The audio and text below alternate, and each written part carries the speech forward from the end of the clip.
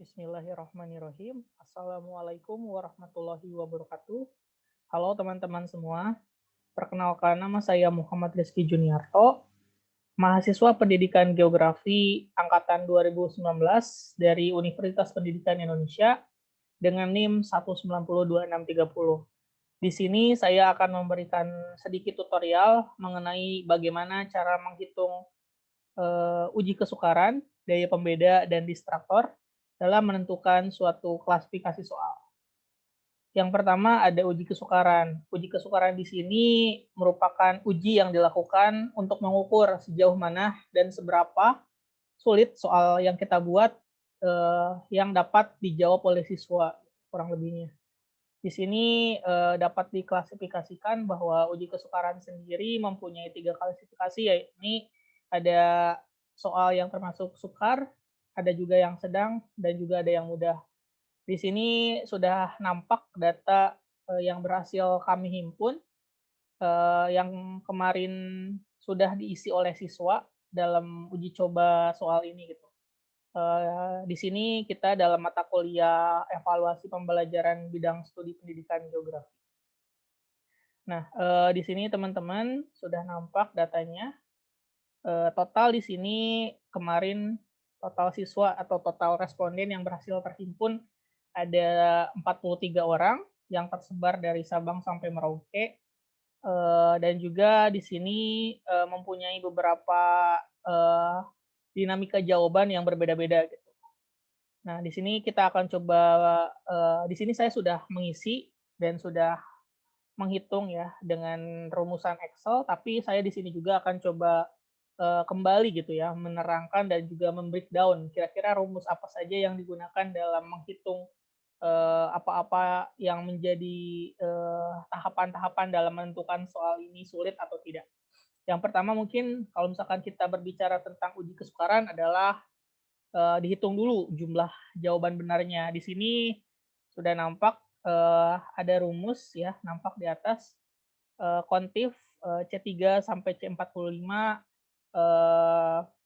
koma kutip 1 ya. Jadi di sini C3 di sini kan ada nih C3. Nah, C3 ini adalah awal dan juga C45 ya. Tadi teman-teman bisa lihat ada C45. Nah, di sini adalah akhir gitu ya dari soalnya. Nah, teman-teman bisa masukkan rumusnya kontif. Kalau misalkan saya ketik ya, boleh saya ketik di bawahnya mungkin. Nah, sebentar.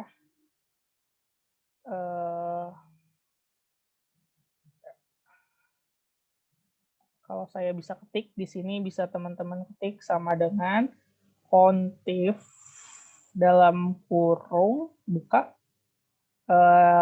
Di sini kan tadi sudah ada C3 ya, awal awal soalnya di sini. Yang pertama klik ini dan mungkin langsung drag ke bawah saja. Oke. Kemudian koma, masukkan kutip 1.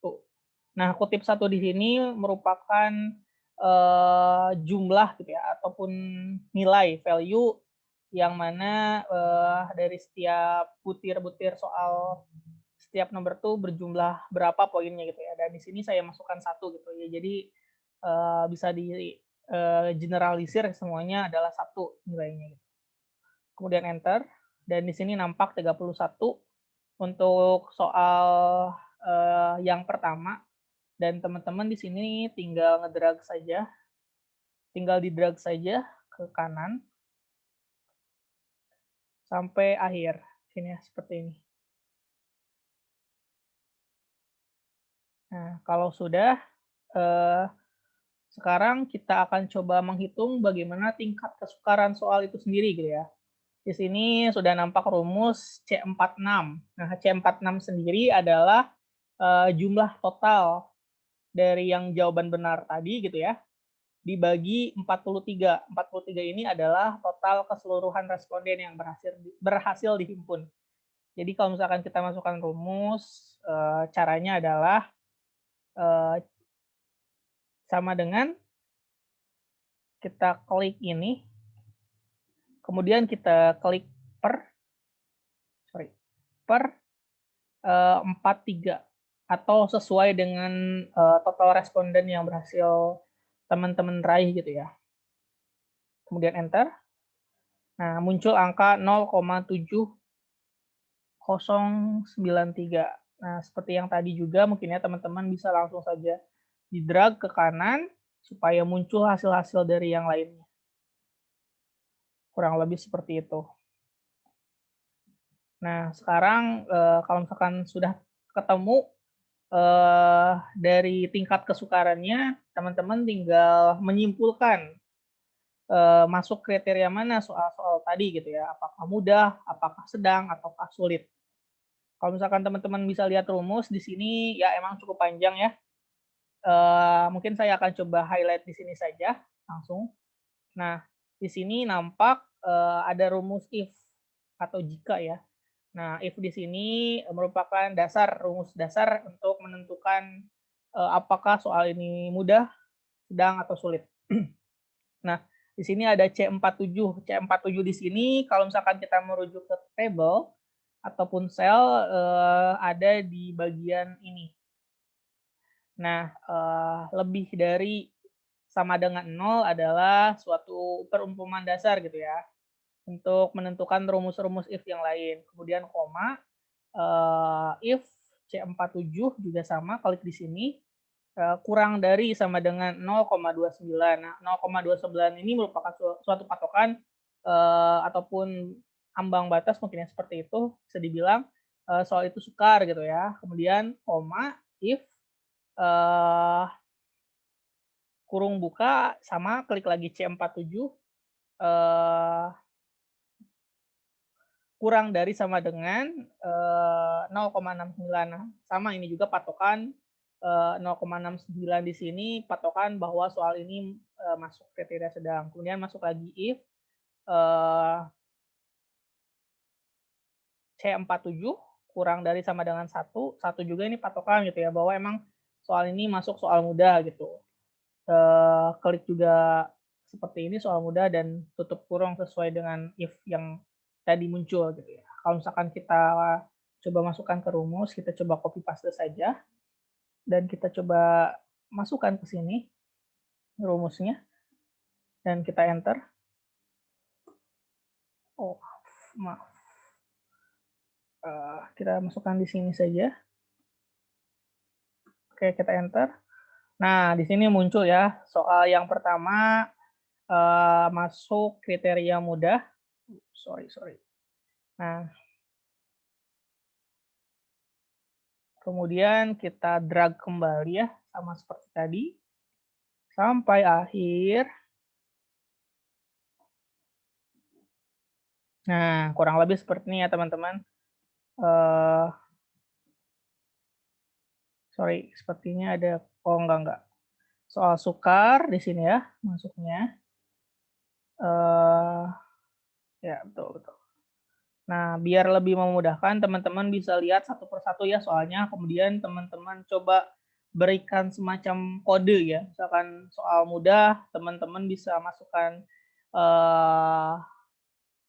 warna hijau ataupun tuangkan warna hijau, kemudian yang sedang kuning, dan mungkin yang sukar itu merah gitu ya, supaya memudahkan saja gitu. Nah, setelah tertemu gitu ya, setelah menemukan angkanya dan masuk kriteria mana saja, teman-teman tinggal menghitung berapa soal yang kegolong soal sukar, berapa soal yang kegolong soal sedang, dan mana yang mudah ya. Caranya gampang, teman-teman. Di sini juga sudah ada nampak rumusnya ya, kontif C48 sampai AZ48, soal sukar. Misalkan soalnya sukar, soal sedang jika soal sedang, soal mudah jika soal mudah. Nah, teman-teman tinggal masukkan saja rumusnya. Tadi kan C48 ya, C48 kalau misalkan kita lihat di sini ada di kolom yang tadi ya, yang soal mudah, soal sedang gitu ya, soal sulit. Terus ada juga koma, kutip soal sukar. Nah, kalau misalkan kita coba di rumus di bawah, kita akan coba masukkan kontif ya, seperti yang tadi di atas. kita klik yang di sini, kemudian kita drag saja kita drag sampai akhir. Ya, AZ di sini kan di sini ya, ujung gitu ya. Kemudian koma,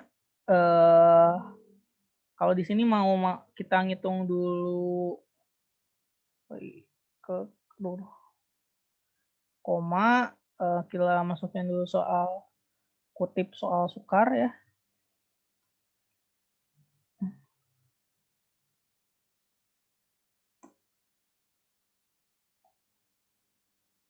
Dan karena supaya bisa terkunci ya, teman-teman tambahkan icon dolar di sini di setiap ya contoh yang saya tulis gitu ya, supaya bisa terkunci gitu ya sampai akhir, tidak ada yang berubah.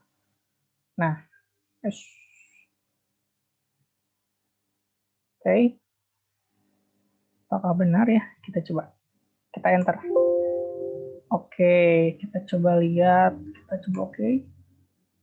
Oh, sepertinya ada sedikit kesalahan.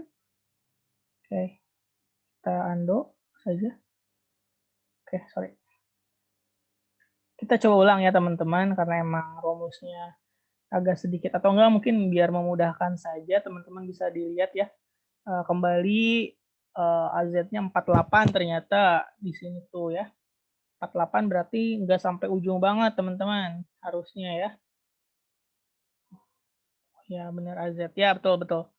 Sama sih sama. Jadi kalau misalkan kita lihat rumus kembali, ya AZ48. Oke, kita coba lagi ya. Bukan kontip, ternyata tidak ada rumus kontip. Mohon maaf, tadi sedikit lupa. Oh ya, ada ding. Sama dengan kontif. Kemudian langsung ya, kita coba masukkan rumus S.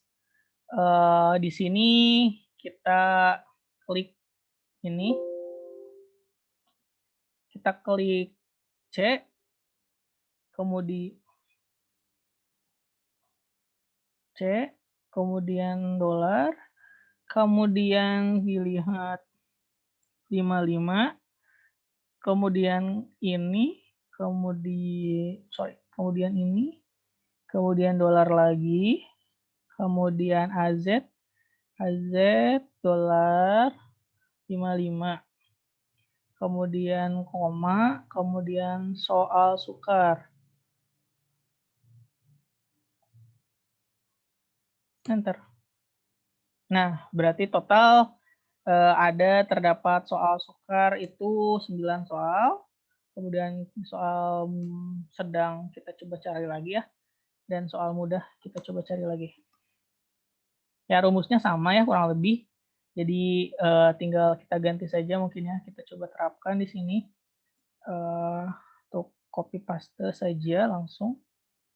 Ups.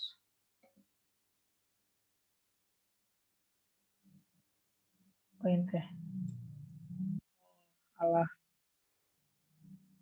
Kita copy paste.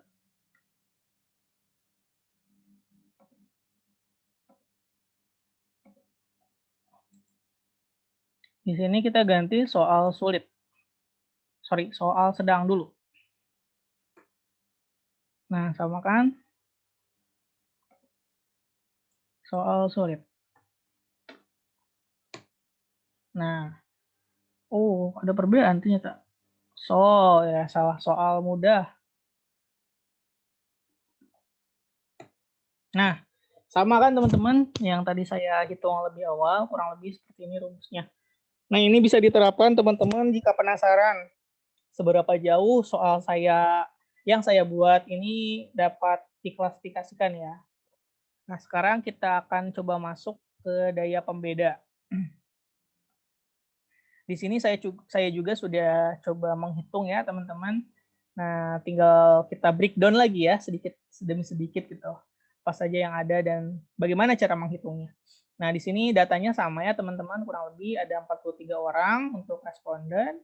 Dan di sini saya coba beri hijau, saya coba beri warna ya. Warna di sini bukan sembarangan warna, tapi di sini semacam ambang batas ya, ambang atas dan juga ambang bawah. Nah, di sini saya ngambil 13 dari atas dan juga 13 dari bawah. Di sini ada batas atas. Nah, batas atas di sini yang berwarna biru ya, teman-teman. Jadi saya coba bikin batas atasnya tuh 13 gitu. Kemudian batas bawahnya juga 13 sama yang berwarna merah. Nah, kalau kita masuk rumus, cara menghitungnya adalah BA per GA gitu ya, atau jumlah atas. Nah, di sini ada rumus sum C3 sampai C16 per 13. Jadi, kalau misalkan kita coba hitung di bawah mungkin ya, sum sama dengan, mmm, sampai bawah. Nah,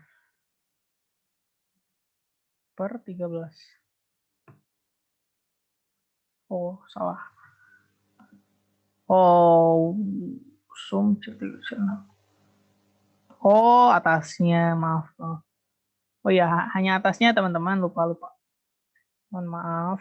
Jadi kita coba hitung lagi, sum sama dengan, kita drag ke atas, kemudian kita stop di sini, tutup kurung per 13. Ya, hasilnya sama ya teman-teman gitu ya. Seperti ini, kemudian sama kita coba drag saja untuk ke bagian yang lain. Soal-soal yang lain maksudnya. Oke, sudah nampak dan hasilnya sama seperti yang di atas ya. Dan di sini kita akan menghitung batas bawah juga ya, kurang lebih rumusnya sama. Karena patokannya pun sama gitu ya. Per 13.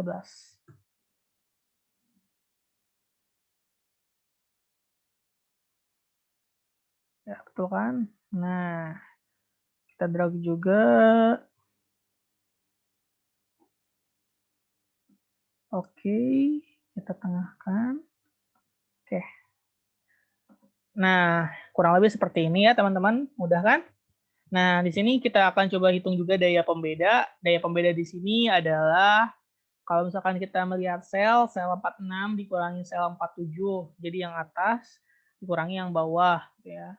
Kalau misalkan kita di sini berarti sama dengan sel 56 dikurangi sel 57.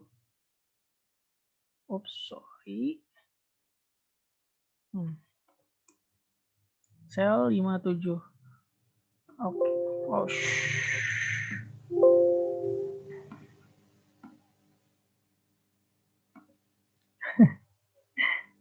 salah.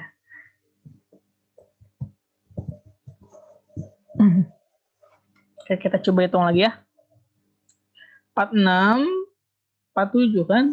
Sama. Nah, di sini juga berarti ini dikurangi ini. Yap, betul. Sudah nampak 0,61 sekian. Sama, kita drag kembali ke kanan. Nah, sudah nampak semuanya sudah ada hasil.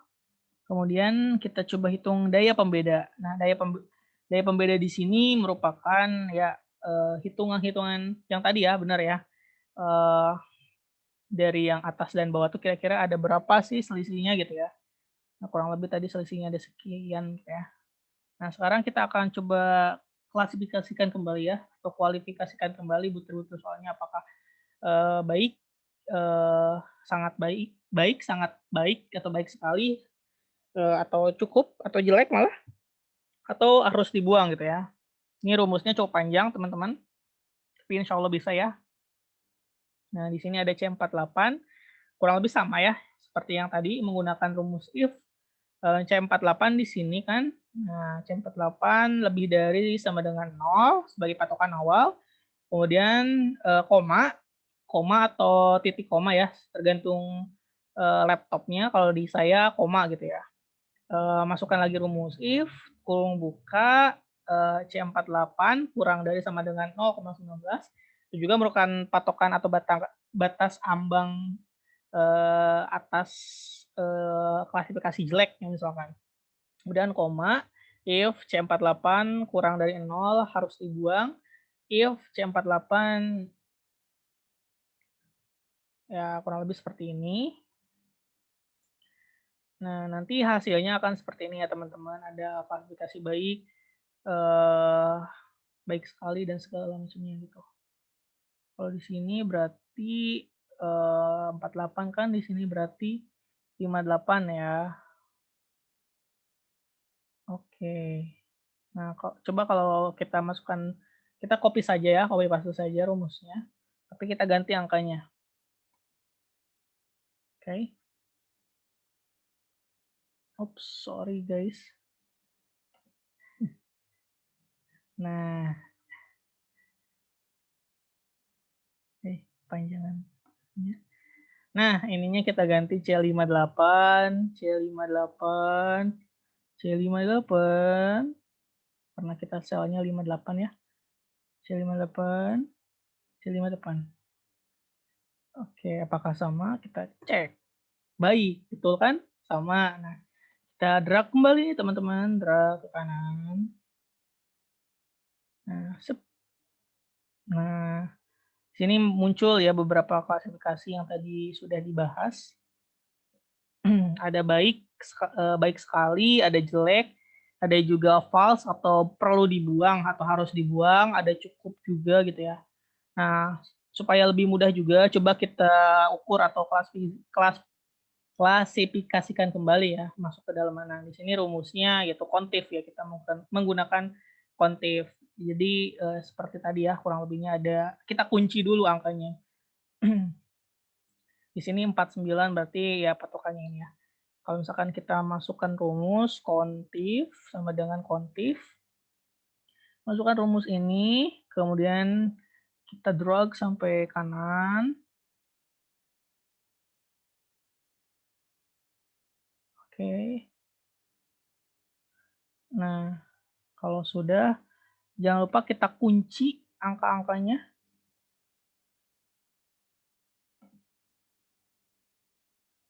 Supaya tidak ada yang berubah atau sesuai selalu.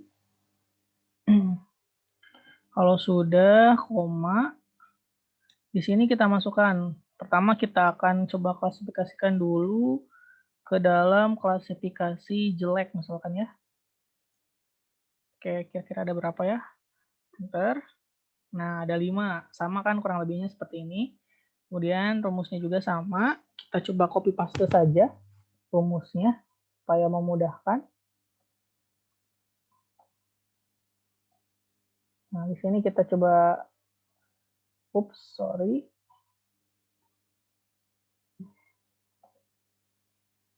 Nah, di sini kita coba ketik dulu jelek, cukup,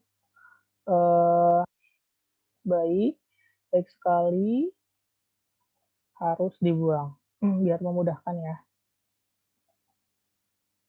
Oke, di sini kita coba paste saja. Kita masukkan klasifikasi yang lain ya, ini cukup. Oke, ada 0 ya, sama. Kita enter lagi, kita Ctrl V kembali, kemudian kita klik baik.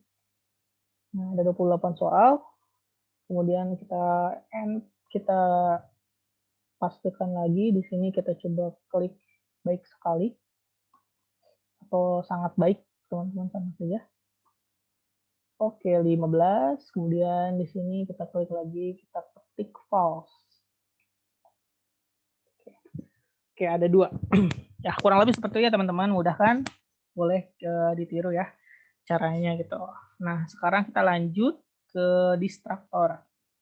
Nah, destructor di sini ini akan menguji ya salah satu sampel soal, beberapa sampel. Di sini ada 3 sampel soal yang coba kita akan uji apakah mengecoh atau yang terkecohnya tuh benar-benar terkecoh gitu ya. Kita coba kita coba hitung gitu ya berapa persentasenya. Di sini saya kebagian soal nomor 13, 14 dan 15. Saya sudah menghitung ya teman-teman. Di sini saya coba, pertama teman-teman harus melihat dulu ya jawaban dari responden atau siswa gitu ya. berapa kalau misalkan kita ini ya, kita balik lagi ke yang tadi, ada ambang atas dan ambang bawah. Ambang atas dari saya pribadi mengambil angka 13, 0 sampai 13, kemudian ambang batasnya dari, paling akhir sampai ke 13 terakhir gitu ya. Kalau lebih seperti itu. Di sini sudah ada ya jawaban-jawabannya, untuk soalnya ada, eee, soal nomor 13 ini jawaban, yang paling tepat adalah C, dan di sini ada 10 orang dari kelompok atas menjawab, C, dan sisanya variasi ya. Dari 13 orang tuh ada yang satu menjawab E, ada yang satu menjawab B, dan satu menjawab A. Sedangkan untuk D tidak ada yang menjawab. Kemudian untuk ambang bawahnya, di sini ada 4 yang menjawab benar, yaitu C, dan juga ada yang sisanya variasi ya, ada yang A, ada yang B, ada yang D, ada yang juga yang E. Kemudian teman-teman totalkan ke kanan, di sini 13 totalnya, kemudian ke bawah juga ini ada 4, ini ditambah ini, kemudian ini ditambah ini 3, ini ditambah ini 14, ini ditambah ini 3, kemudian ini juga ditambah ini 3. Nah, kita coba lihat untuk yang rumus ininya. Di sini ada pengecoh, frekuensi, persentase, keterangan.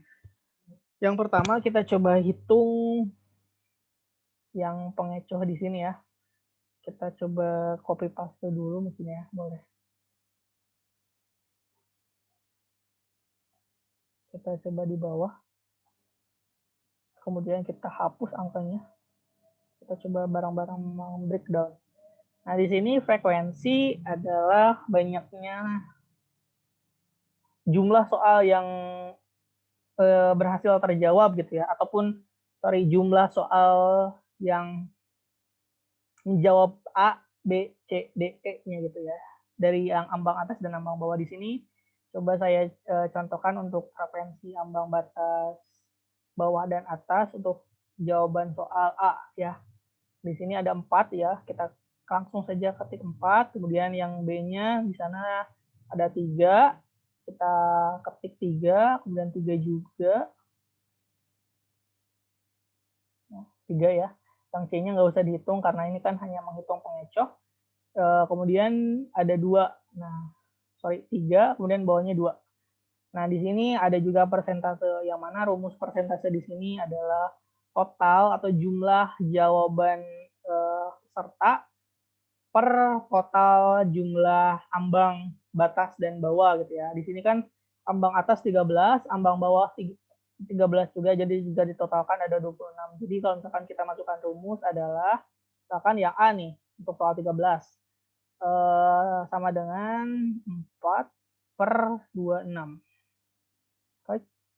Nah, ada 15% ya untuk ini. Dan kita juga bisa langsung memasukkan lagi 3 per 26, langsung saja. Kemudian 3 juga per teman sama dengan 3 per 26 juga. Kemudian yang terakhir 2 per sama dengan 2 per 26. Nah, di sini ada persentase 15, 12, 12, dan 8. Nah, kalau misalkan kita lihat ke kanan, ini caranya hampir sama ya, bukan hampir, emang sama gitu ya. Teman-teman tinggal menyesuaikan saja untuk soal-soal yang lain. Nah, di sini ada ambang batas soal itu mengecoh atau tidak. Jadi kalau misalkan soal lebih dari 5% buat persentasenya, nah berarti itu termasuk soal mengecoh. Nah, di sini ada 15% berarti masuk soal mengecoh. Kemudian ini juga mengecoh. Ini juga mengecoh. Dan ini juga mengecoh. Berarti semuanya untuk soal 13 ini pilihan gandanya mengecoh semua ya, teman-teman. Nah, kalau kita lihat di sini yang soal nomor 14 gitu ya. Kalau teman-teman hitung juga caranya sama, di sini nampak presentasinya 4%. Berarti untuk jawaban di sini pilihan D di jawaban pilihan D di soal nomor 14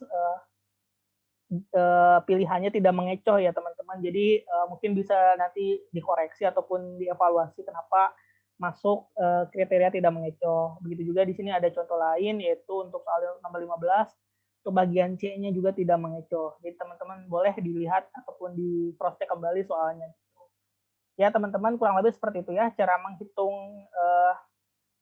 uji kesukaran, daya pembeda, distraktor gitu ya. Mudah-mudahan apa yang saya jelaskan sepintas ini bisa masuk dan juga menjadi suatu ilmu baru ataupun wawasan baru untuk sama-sama kita belajar ya.